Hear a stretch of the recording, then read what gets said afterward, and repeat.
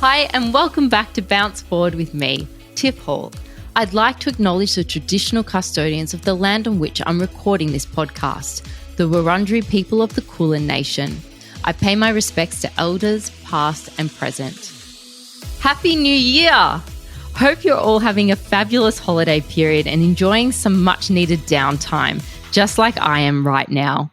I'll be back in your ears next Monday with some fresh content for you. But for now, I've got my second in our best of episodes. Today, I'm looking back on my time as Gladiator Angel. It's an episode where I shared the top 3 things I learnt from my time on the show. And I'm really looking forward to the new series of Gladiators starting this year. I get to interview one of the Gladiators soon, so I can't wait to share that. Plus, ladies, listen up. We know how much our menstrual cycle can impact our training. So I spoke with Dr. Stacy Sims about best practices when it comes to training on your period. Enjoy. Now, there's been a bit of Gladiator buzz recently with documentaries and remakes. It's all been very exciting. Today, I wanted to chat to you about my experience as a gladiator and tell you the 3 biggest lessons I learned from this time, because a lot of people have been reaching out to me, asking questions, wanting to know the behind the scenes stuff, and I guess it's a bit of fun to talk about, so here goes. Let's start with how I became a gladiator. That's like the number 1 question people ask me. At the time, I was fresh out of uni with a journalism degree and doing an internship at a paper. At this point in my life, although I was PTing on the side and taking boot camps, teaching fitness classes and taekwondo classes, I thought I'd become a journalist. 2007, it wasn't so common to be a full-time personal trainer. One day, my boyfriend at the time challenged me to an audition for a fitness TV show to see who was fitter, me or him. We went along to the audition, and I didn't know the fitness TV show was Gladiators when I auditioned. It was all very top secret. The audition process was pretty grueling. Lots of fitness tests, a bit of combat training, and I remember being handed a giant-sized earbud whacker thingy and told to knock over my opponent. Bang, bang, bang. It was fun, silly, but the fitness level stuff, it was insane. I was offered the part pretty quickly. I got through the ranks of the fitness tests and reached out to a former gladiator I knew for some tips. The former gladiator I knew was Glacier from the previous Australian series. Glacier had gone on to be Russell Crowe's personal trainer for the movie Gladiator and some of his more physical roles. Glacier, her real name is Lorraine Bavart, was a steely, tall, strong woman who I'd met in my parents' taekwondo school. She had sought out my father to train her in taekwondo. She already had many karate titles under her black belt, but wanted to compete in taekwondo too. What a weapon. I'd met her and she was ice cool. She looked like a gladiator and what I'd had in mind gladiators should be. They didn't look like me. I was 163 centimetres tall, itty bitty. She told me a great hang tough tip for playing the game hang tough and advised I should put on some more muscle for protection against the hits. Now that made me nervous. I was really nervous about this gig, but I quit my internship and relocated to Sydney, where the Gladiator gang moved into a hotel in Olympic Park, ready to start Gladiator boot camp. One of the questions I'm asked a lot by Gladiator fans is, how did we get our names? The producers actually gave us our names. We didn't get to choose them, unfortunately. There was a presentation name ceremony type thing, and we were all handed a golden envelope with our names inside. And with bated breath, I opened my envelope and it said Angel, and I was disappointed. I really wanted something tough, like Battle Axe, but I got Angel. Then it was time for makeover. Yes, there was actually a makeover thing within the Gladiator boot camp. And there were a few different looks considered for Angel.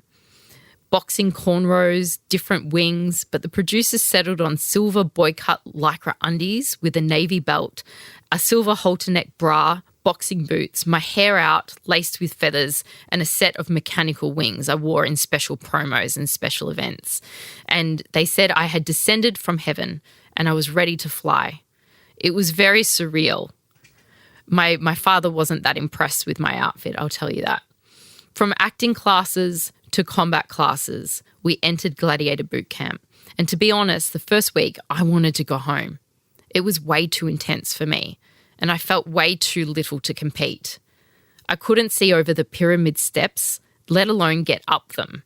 I was way too small, more like a fairy than a gladiator, despite producers' best efforts to beef me up with regular protein meals they had provided for me. Since I was hopeless in the gauntlet and on the pyramid, I was given all the aerial games. This suited me much better. Much, much better than the strength games. With my mechanical wings, I guess I was destined to rule the skies. The games I played were pendulum, the big netted ball, the rings, which was hang tough, speed climbing, called the wall, and the tall poles that swayed from side to side, called vertigo. I was so afraid of heights, though. I had to work really hard to overcome my fear just to play the games. But I did pretty well at them because of my taekwondo training.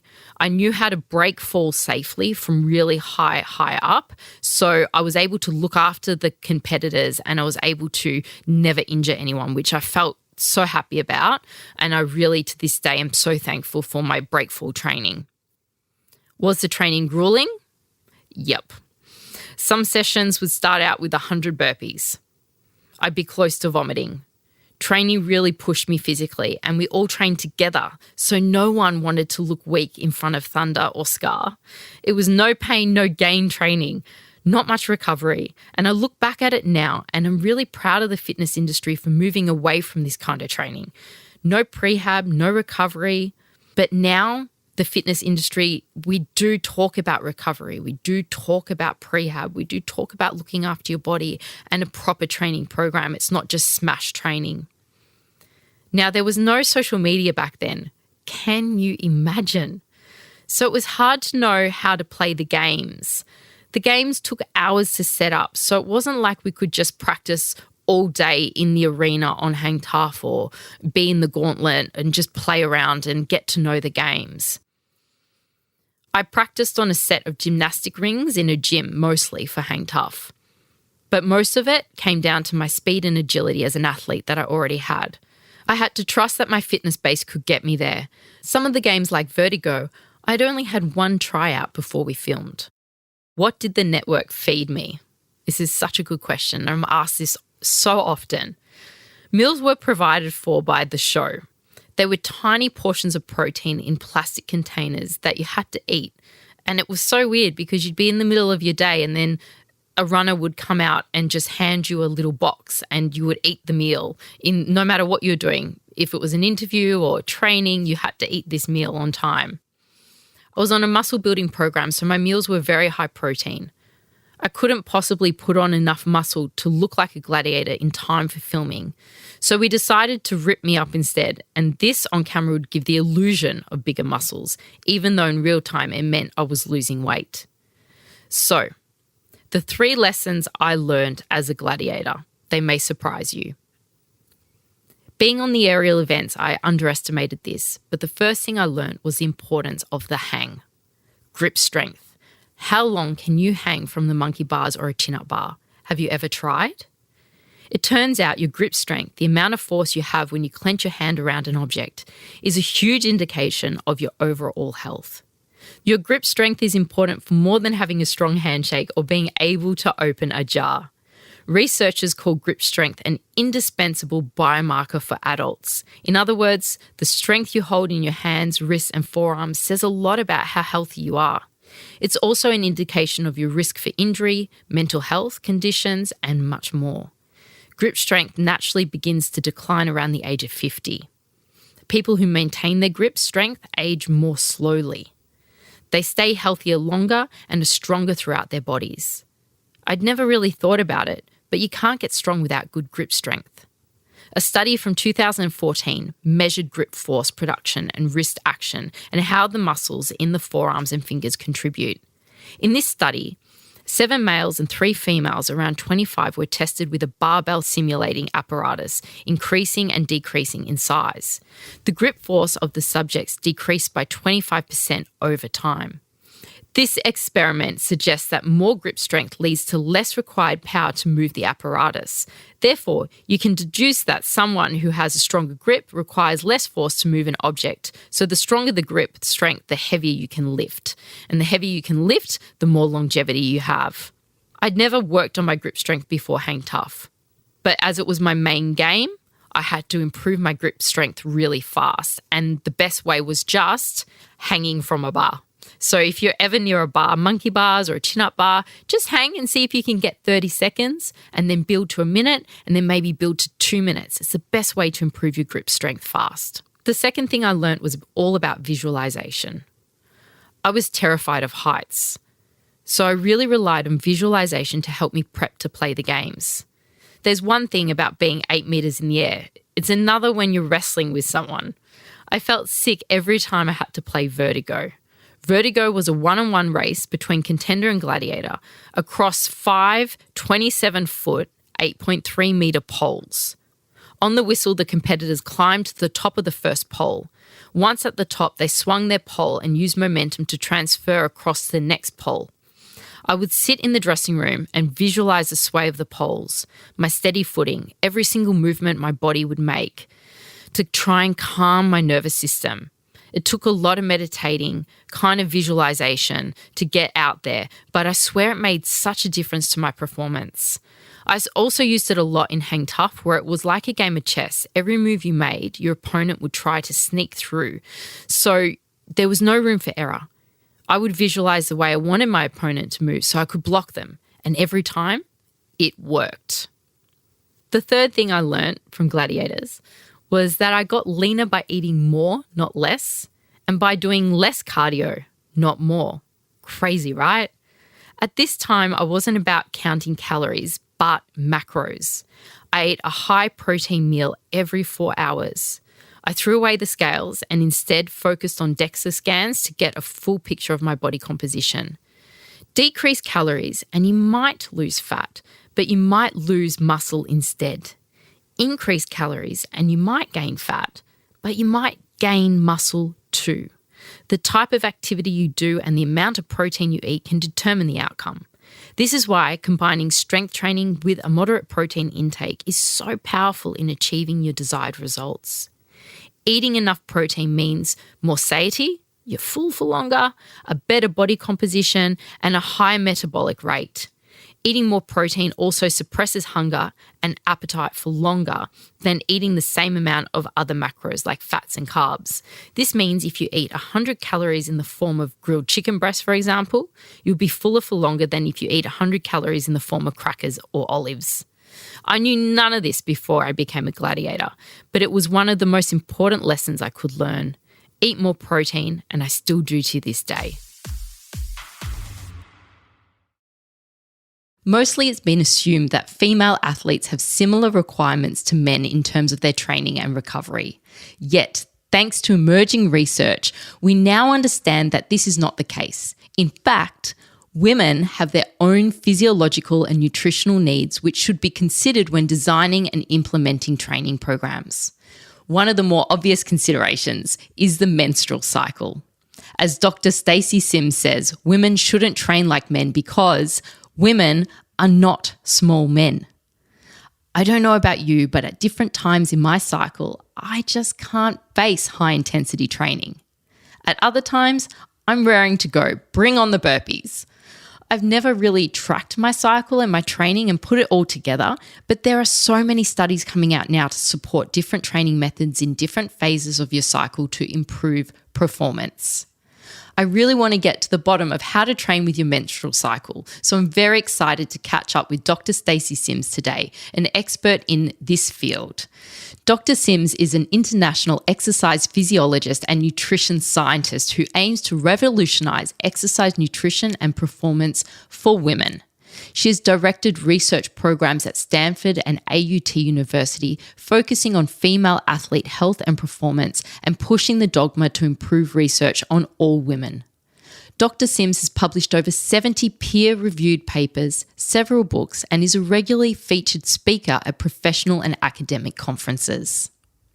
Stacy also has her own business, drstacysims.com, where she creates and delivers online learning courses focused on women's training and performance. Welcome, Dr. Stacy Sims, to the Bounce Forward podcast. Thank you so much for joining me. Yeah, thanks for having me. I really want to talk about training and our menstrual cycle. So how can our menstrual cycle impact our fitness and training? So there's a lot of conversation around this, right? And we're seeing, all these generalizations and things. And when we take a step back, the very first thing that we need women to do is understand their own cycle. Because when you understand your own cycle and how your hormones go up and down within yourself, then you can start looking at how you can tailor your training and nutrition to work with your physiology. So when we're looking at it, we know that day one is the first day of bleeding. And the low hormone phase, this is where we have our lower core temperature. We can access carbohydrates well. We have better mojo. We have better motivation. We are more resilient to stress. Our recovery metrics are better. Our immune system is one that will fight virus and bacteria. So there's all of these elements that go with low hormone that allow us to be very robust to stress. And exercise, of course, is stress. So robust to it, meaning that we can take it on, adapt to it, and move forward. After ovulation, we start to have these innate changes. So I'm not, like some women feel bulletproof around ovulation and some women are really flat. And this is just this transient phase of estrogen going up and down and how it affects our mood, our mojo. And then as progesterone starts to come up, we see an inherent change in our immune system where we're more pro-inflammatory. We see a change in our resting heart rate and our respiratory rate. So resting heart rate goes up, respiratory rate goes up, and this is just at rest. And we see an increase in our core temperature. We see changes in our metabolism. And all of these are in line with let's develop this great endometrial lining to have a really fantastic environment for an egg that will be fertilized. So we're looking at that from a training and nutrition perspective. Our calorie and protein needs go up, and we need to supply more carbohydrate for our training if we're going to try to do any kind of intensity. And then when we look at about the 5 days before our period starts, this is where those hormones peak and then drop off. And in that transient phase of those hormones dropping off, we start to see all these other changes. So there's greater inflammation. There's significant mood changes. So we'll see women who are really anxious or depressed, or if they have a lot of PMT, a lot of issues there. So we see the body's not as robust to stress then. So this is where we tell people, we want to look at it as a deload.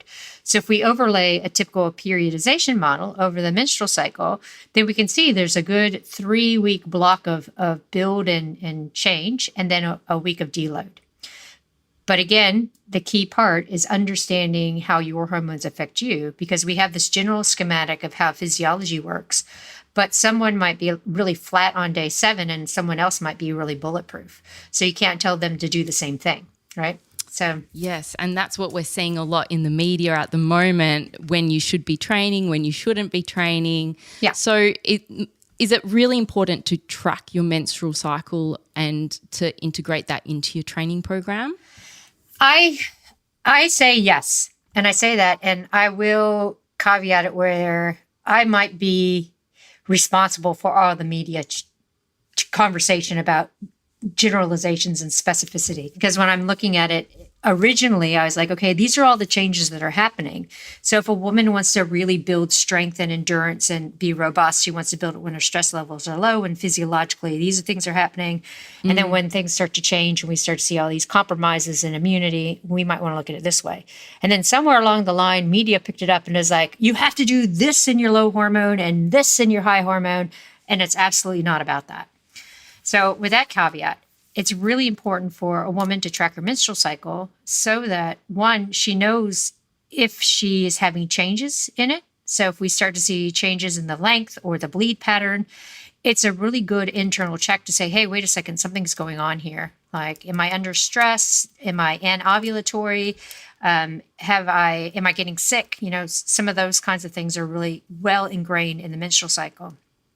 But the other thing about tracking it is then you really begin to identify your own unique patterns, like when you're feeling flat, when you're feeling bulletproof. Because so many women will go and take a high intensity class and go, oh my God, I feel awful. What did I do? I didn't recover well. I didn't sleep well. I didn't eat well. And in fact, it's every day during her cycle, that particular day, she feels that way, but hasn't really realized it because she hasn't been tracking. The other thing about tracking is then we can start to see our sleep patterns and how our sleep patterns change, right? Because we know that sleep and sleep architecture change across the menstrual cycle too.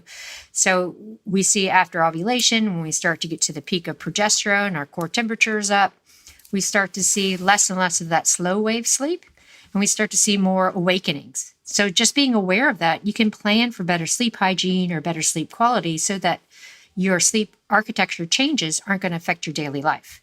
So it's like an inherent blueprint for a woman to follow and understand how she's interacting and responding to her fitness and other environment. That's incredible. I didn't realize that about our sleep and our menstrual cycle. That is powerful info. That is so amazing because I know for myself, I often feel really blah at certain times through my cycle when I'm doing high intensity training. Would that coincide with lack of sleep as well? Like it would all be revving up and affecting it. Yeah. So a lot of times I'll have athletes, and remember I call anyone who exercises on purpose an athlete, track their sleep metrics across their menstrual cycle, but not paying attention to what the wearable feeds back because those algorithms are based on male physiology. So what I want women to see is, okay, what is my sleep pattern? Did I have more awakenings? How did I feel? And looking at like heart rate variability and all those kinds of things, but not letting that impact how they feel in training and their performance. Because we'll start to see as estrogen comes up, it's tightly tied to neurotransmitters and serotonin and melatonin and dopamine. So you're having changes in neurotransmitters. And then with your progesterone increasing your core temperature, you get to a point where you'll oscillate right between awakening and sleep because you have to drop your core temperature in order to get into a deep sleep. And then natural awakening is when your core temperature comes up. So if your internal core temperature is up by 0.5 degrees C, then your threshold for getting into that deep sleep is reduced. So women who might sleep hot, they might have more muscle mass and tend to feel hot all the time. Then when they get to the peak of progesterone, then they're oscillating. They'll have a lot of sleep wake-ups and a longer sleep onset time. And then that feeds forward to, I might have been in bed for 8 hours, but I didn't actually get a really good quality sleep. So they'll feel sluggish and lethargic. With hormones, they're so powerful. And we're talking about the menstrual cycle, but it's also really important, I think, and I get asked this all the time, to talk about menopause a little bit and when your hormones change then as well. So your hormones change dramatically during menopause. Should your training change as well, the way you train? Yeah, absolutely. Because when we look at sex hormones and we think about puberty, right? And I say that because my daughter's 11. I'm looking right at the elementary school and stuff, and you see all these changes. And you see that divergent change where all of a sudden the girls look and act completely different than they did when they were just 2 years younger. It's because these hormones have an effect on every system in the body, right? So we talk about the moody teenager, but then when you bring it forward to perimenopause, menopause, the same thing's happening, right? So we're seeing that every system in the body is affected by estrogen, progesterone. But what's happening when we get to perimenopause is because we're having such a change in the amount of estrogen to progesterone. So we're having more and more anovulatory cycles, so we're not producing as much progesterone. We might have times of estrogen dominance. Our receptor sites for these hormones decrease in their sensitivity. So not only are we having changes in the ratios and the absolute amounts of these hormones, we're also having changes in how the body works with these hormones. We're also having changes in our gut microbiome that allow these hormones to actually be shot back out into circulation and to work well. So when we're thinking about training, we have to think about an external stress that is going to cause a signal of adaptation the way these hormones used to. And I often use the example with estrogen, because we know that estrogen is a women's anabolic hormone, but it's not just about muscle protein synthesis. It's also about how strong the muscle contraction is and how how the muscle fibers actually bind together, because estrogen is tightly tied to myosin, and you have the two contractile proteins, myosin and actin. And actin and myosin bond and pull together to create a muscle contraction. So if we have these times when estrogen is low or times when estrogen is high, how strong that bond is changes. So we lose strength. So it's not just lean mass that we're losing. We're also losing the ability to create a strong muscle contraction. In conjunction to that muscle contraction, we also see that estrogen is responsible for how much acetylcholine are in these little vesicles right near the gap junction. So when we talk about a nerve conduction, a nerve is stimulated, and that impulse has to cross the gap junction in order to stimulate muscle fibers to contract. And what allows that nerve impulse to cross is acetylcholine. So if we have a reduction in the amount of acetylcholine because we don't have as much estrogen, there's not a strong signal to make those muscles contract. So we're losing strength, we're losing power, and we're also losing total amount of lean mass because of these changes in estrogen. But if we look and say, if we're doing heavy resistance training and we're bringing it back down to power-based training, it's a complete central nervous system response. Because now the nerves are like, I have to be able to make that muscle contract fast, and I have to make it be able to have a very strong contraction. So it increases the amount of acetylcholine. It changes how actin and myosin bind together, so it makes it a very strong contraction. And because you're having the central nervous system response for power and speed, you don't lose lean mass, but you get an internal response to keep developing and maintaining the integrity of that lean mass. And all of that occurs without estrogen. Wow. Yes. And that's why you have to lift heavy. Yes. Lift heavy. Yes. Amazing. And so many women are resistant to that because they think it's going to make me look bulky or it's going to, what do you say to that? It's just such a myth. It is such a myth because when you look at the images of women who are bulky, so you're seeing physique competition, you're seeing right now with the CrossFit Games going, those women have to work extremely hard to get that muscle bulk. You have to eat a lot, you have to not do any cardio, and you have to be in the gym concentrating on building mass. And most women, I'd say about 98% of women who are active do not do that.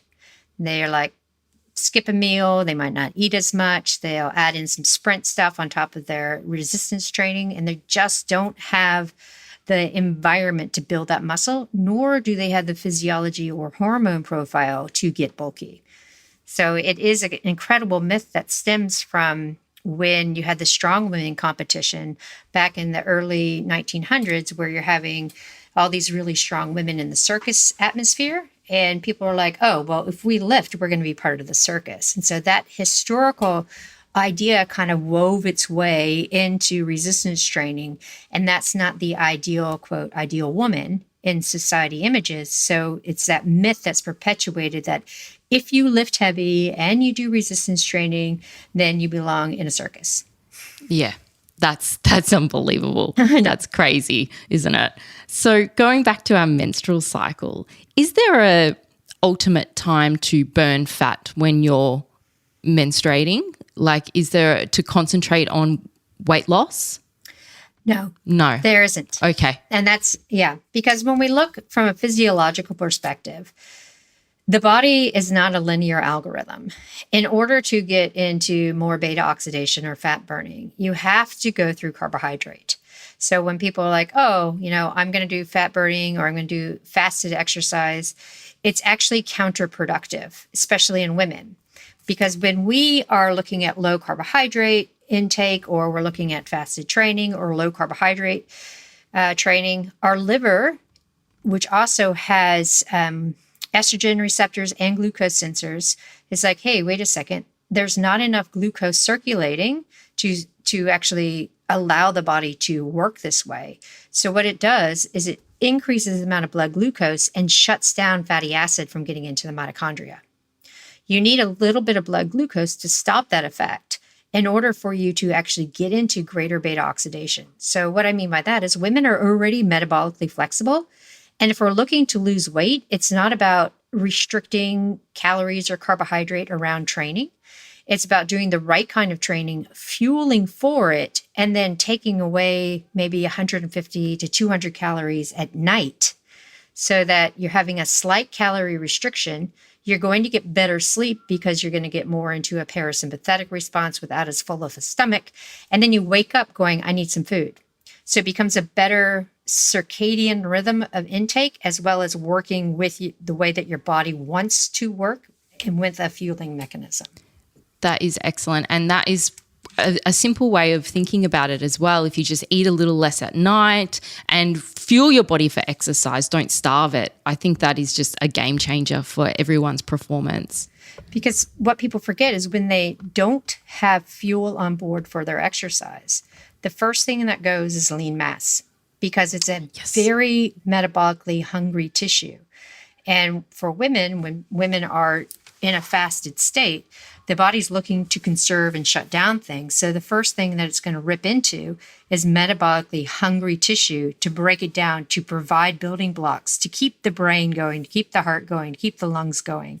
So we see, a shutdown of endocrine system. We see this loss of lean mass. We see an increase in body fat.